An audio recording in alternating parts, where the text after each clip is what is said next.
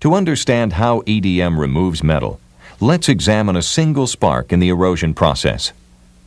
As a pulse of DC electricity reaches the electrode and part, an intense electrical field develops in the gap. Microscopic contaminants suspended in the dielectric fluid are attracted by the field and concentrate at the field's strongest point. These contaminants build a high conductivity bridge across the gap. As the field's voltage increases, this material in the conductive bridge heats up. Some pieces ionize to form a spark channel between the electrode and the workpiece. At this point, both the temperature and pressure in the channel rapidly increase, generating a spark.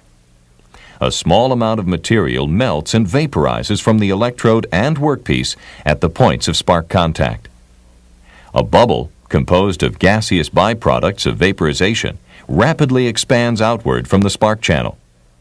Once the pulse ends, the spark and heating action stop, collapsing the spark channel. Dielectric fluid then rushes into the gap, flushing molten material from both surfaces. This EDM residue consists of small solidified balls of material and gas bubbles. The resulting EDM'd part can have several observable surface layers. The top surface layer is created when expelled molten metal and small amounts of electrode material form spheres and spatter the surface. This layer is easily removed. The next layer is a recast or white layer, where EDMing has altered the workpiece metallurgical structure. This layer can be reduced using the right control settings or by polishing the part. The third layer is the heat-affected zone or annealed layer. It has only been heated, not melted. In RAM EDM machines, the workpiece mounts inside a tank and is covered with dielectric fluid. An electrode then lowers to within a few thousandths of an inch of the workpiece to begin EDMing. RAM-type EDMs have the ability to produce complex cavities out of a solid piece of metal. RAM EDM machines are also referred to as die sinkers or vertical EDMs and range in size and automation, from manually operated tabletop systems to large bed manual or computer numerical control systems.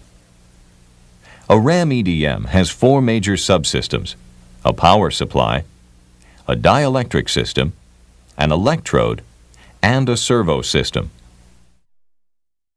CNC wire-cut EDM machines use a traveling wire electrode to cut complex outlines and fine details in stamping and blanking dies of pre-hardened tool steel. The wire drive system continuously delivers fresh wire under constant tension to the work area, guided by a set of sapphire or diamond wire guides. New wire is always exposed to the part, so electrode wear isn't a problem like in RAM EDMing. Wire EDM machines are also easier to learn than RAM EDM. They can run unattended for long periods, including overnight and weekends. There are four basic wire EDM subsystems, all of which are CNC controlled. Those subsystems include the power supply, the dielectric system, the wire feeding system, and the positioning system.